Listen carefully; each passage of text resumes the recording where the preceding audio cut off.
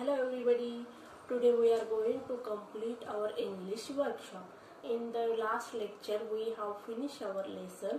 So now let us open your textbook and we are going to solve our English workshop. Page number 64. सगळ्यांनी page number 64 काढायचं आहे. आपल्याला English workshop करून घ्यायचं आहे. काढा लवकर. बघा पहिला प्रश्न आहे त्यातला match the following. Group A and group B. या ठिकाणी मी फक्त ग्रुप ए वाचणार आहे, त्याचे उत्तर तुम्हाला सांगणार आहे. ग्रुप ए मध्ये दिले बघा गॅलिलिओ, त्याचं उत्तर आहे D. The greatest scientist 300 years before Hawking. पहिल्याचं उत्तर लिहा D. Second doctor Stephen Hawking, त्याचं उत्तर आहे C. The greatest scientist of this century. लिहिलं. दुसऱ्याचं उत्तर आहे सी. तिसरं ब्लॅक होल्स, त्याचं उत्तर आहे A. The concept which help Stephen to get his PhD.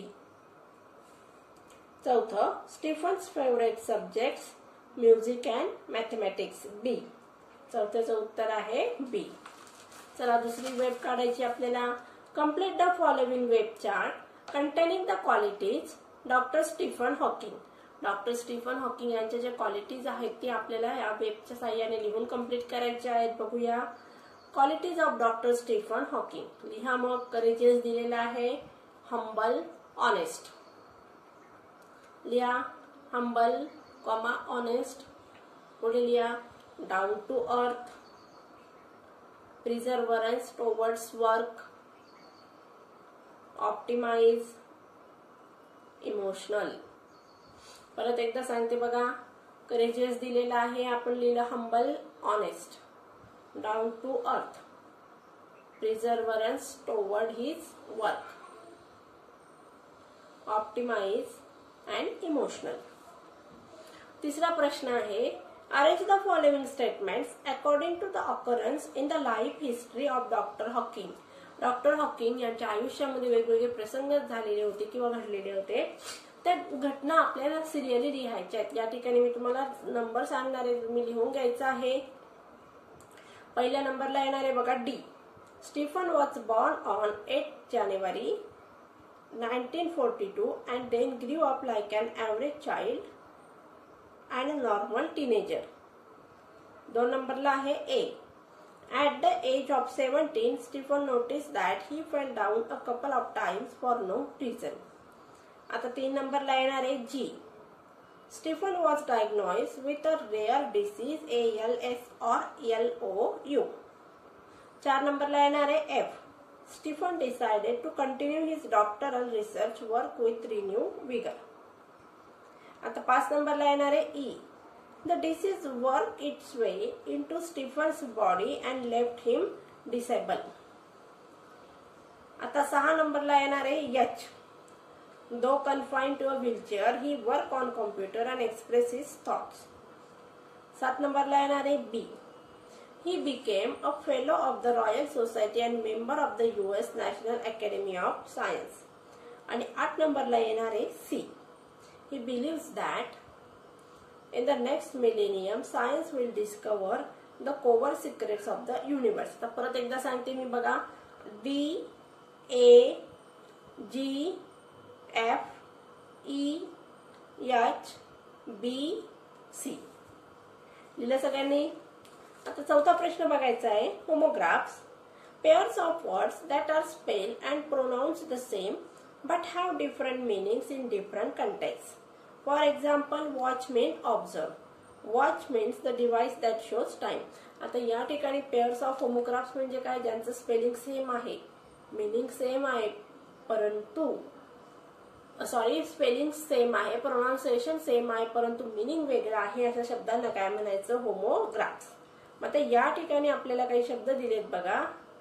आता वॉच आणि वॉच यांचं स्पेलिंग कसं आहे, सेम आहे, प्रोनाउन्सिएशन सेम आहे, पण मिनिंग वेगवेगळं आहे. पहिल्या वॉचचं उत्तर काय, टू ऑब्झर्व, लक्ष देणे. दुसऱ्या वॉचचं मिनिंग काय, घड्याळ. आता या ठिकाणी कपल.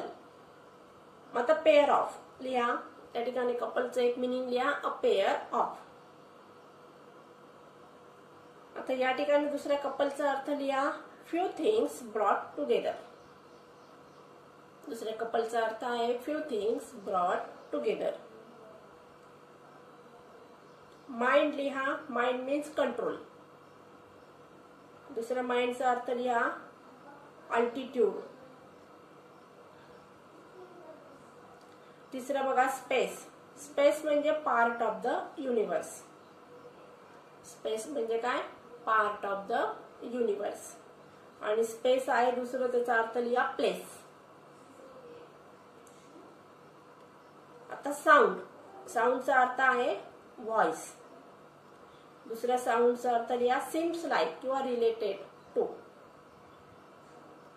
Related to. दुसऱ्या साऊंडचा अर्थ काय? Related to. लेफ्ट म्हणजे to leave, past tense of the leave. आणि लेफ्ट म्हणजे काय? Left direction. लिहिलं सगळ्यांनी? लेफ्ट म्हणजे काय? Past tense of the leave. आणि लेफ्ट म्हणजे काय? Left direction. आता पाचवा प्रश्न आहे, use the following phrases in your own sentence. आता या ठिकाणी मी तुम्हाला शिकवत असताना या सगळ्या फ्रेजेस वाक्यात उपयोग करून दाखवलेल्या होत्या. तरी एकदा बघूया आपण. क्विक ऑफ फेट म्हणजे काय? Unexpected change of the destiny. लिहा त्याचं उत्तर. It was a quick of fate that they win the match. It was a quick of fate that they win the match. लिहिलं सगळ्यांनी? दुसरं बघा कन्फाइंड टू. त्याचं लिहा he was confined to stay home because he was ill. He was confined to stay home because he was ill.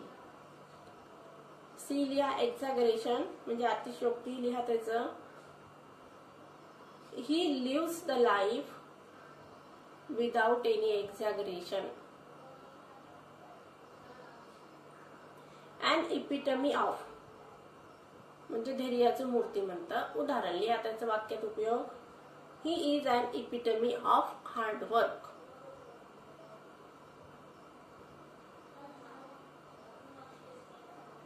Millennium म्हणजे काय? Period of 1000 years.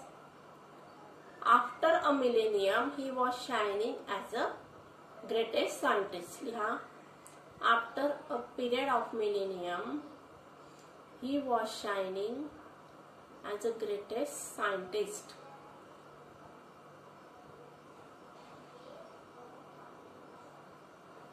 आता सहावा प्रश्न एक्सपांड द गिवन थीम्स आहे. तुम्हाला हे विद्यार्थ्यांना या ठिकाणी तुम्हाला जे काही सेंटेन्सेस दिले ते सेंटेन्स काय करायचे? डेव्हलप करायचे किंवा वाढवायचे. ते तुमच्या होमवर्क साठी आहे.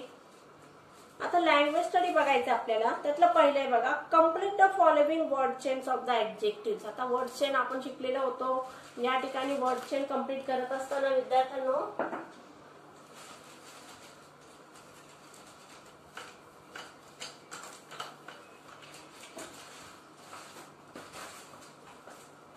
बघा या ठिकाणी वर्ड चेन एक कम्प्लीट करून दाखवते मी तुम्हाला. पहिलं आहे क्रुएल. आता वर्ड चेन कम्प्लीट करत असताना काय करायचं असतं? एक शब्द दिलेला असतो आपल्याला आणि नंतर काय करायचं? याचे शेवटचे जे लेटर असते त्याशी रिलेटेड आपल्याला पुढचं स्पेलिंग तयार करायचं असतं. मग परीक्षेमध्ये तुम्हाला दिलेलं असतं नाउन घ्या किंवा ऍडजेक्टिव्हची बनवा किंवा ऍडवर्बची वर्ड चेन कम्प्लीट करा. मग आता या ठिकाणी काय सांगितलं आपल्याला? Complete the word chain of the adjective. मग आता पहिल्या ठिकाणी ई आहे, इयर आलेलं आहे शेवटी. मग त्या ठिकाणी लिहायचं आहे लॉयल. परत इयर आलं मग घ्या लेझी. वाय आलं यंग घ्या. जी आलं ग्रेट. आता दुसरी वर्ड चेन बघायची विद्यार्थ्यांनो. Word chains of noun. आता दुसरी सोपी आहे वर्ड चेन कम्प्लीट करायला. शब्द दिलाय त्यांनी आपल्याला बघा मेडिसिन. आता शेवटी काय आहे? ई आहे. मग ई पासून येणारा कुठलाही नाउन तुम्ही लिहायचं. या ठिकाणी आपण लिहिणार एलिफंट. शेवटी आलं टी एलिफंटच्या. नंतर लिहिलं मग आपण टायगर. परत शेवटी आलं आर. मग लिहिलं आपण रॅबिट. त्याच्यानंतर आलेलं आहे बघा रॅबिटचं शेवटी कशाने आलेलं आहे? टीने झालेलं आहे. नंतर लिहिलं आपण ट्री किंवा टॉर्टॉइज. काही लिहू शकता तुम्ही या ठिकाणी. तिसरं आहे बघा complete the following word chain of verbs. आता या ठिकाणी आपल्याला आपण सुरुवातीला ऍडजेक्टिव्हची वर्ड चेन कम्प्लीट केली, नाउनची केली. आता आपल्याला एक एक्झाम्पल दिले त्यांनी. व्हर्बची वर्ड चेन कम्प्लीट करायची आहे. आता ग्रो लिहा त्या ठिकाणी grow with stand work. W पासून काय लिहायचंय विथ स्टँड वर्क.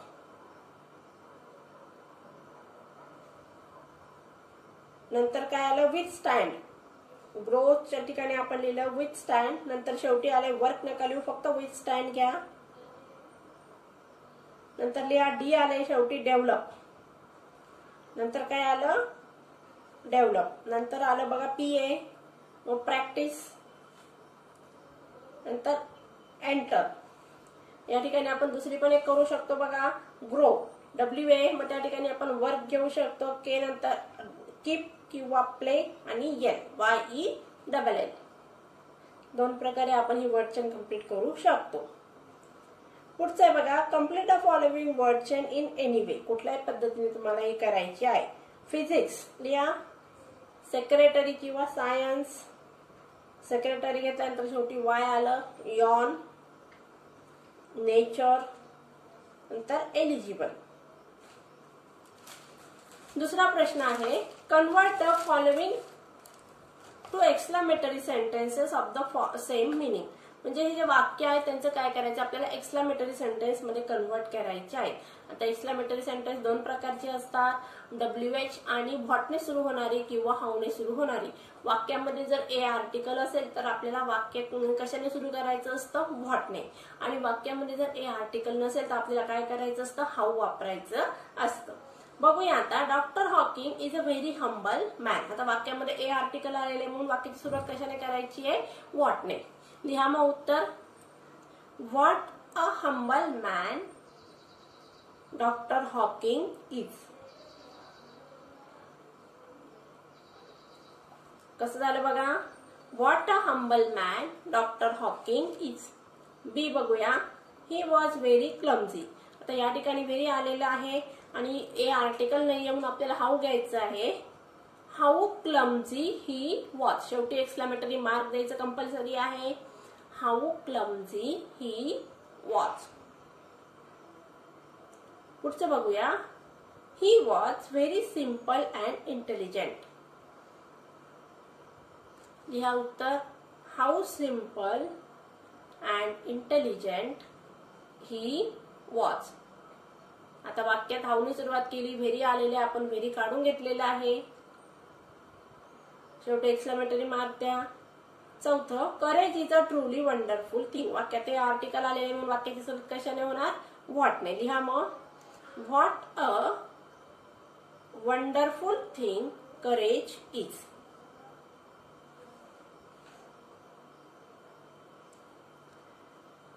बी बघूया convert the following interrogative form. आता आपल्याला काय करायचंय प्रश्न बनवायचे आहेत. The protagonist was bad. लिहा उत्तर वॉज द प्रोगोनिस्ट बॅड. प्रश्नचिन्ह करा वॉज द प्रोगोनिस्ट बॅड. तिसरं Stephen decided to continue his research. बघा या ठिकाणी डिसाइडेड आलेला आहे म्हणजे सिंपल पास्ट टेन्स आहे. मग या ठिकाणी प्रश्न बनवताना आपल्याला डीडचा वापर करायचा आहे आणि प्रश्न डीड वापरल्यानंतर या ठिकाणी डिसाइडेडचा ईडी फॉर्म काढून घ्यायचा आहे. उत्तर लिहा what did Stephen decide to continue. What did Stephen decide to continue. तिसरं there are many people who display exemplary courage. लिहा उत्तर are there many people who display exemplary courage. प्रश्नचिन्ह.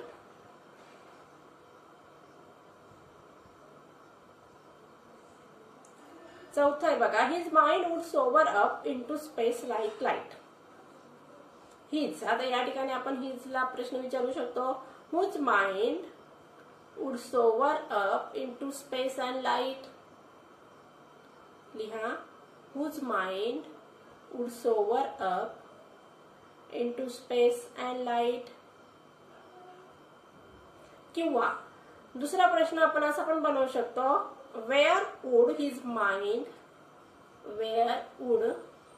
his mind would sober up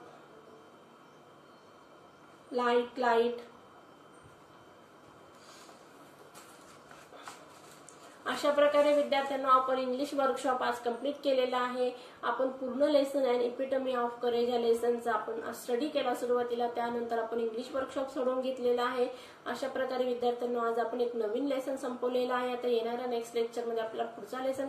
so students, take care and good bye.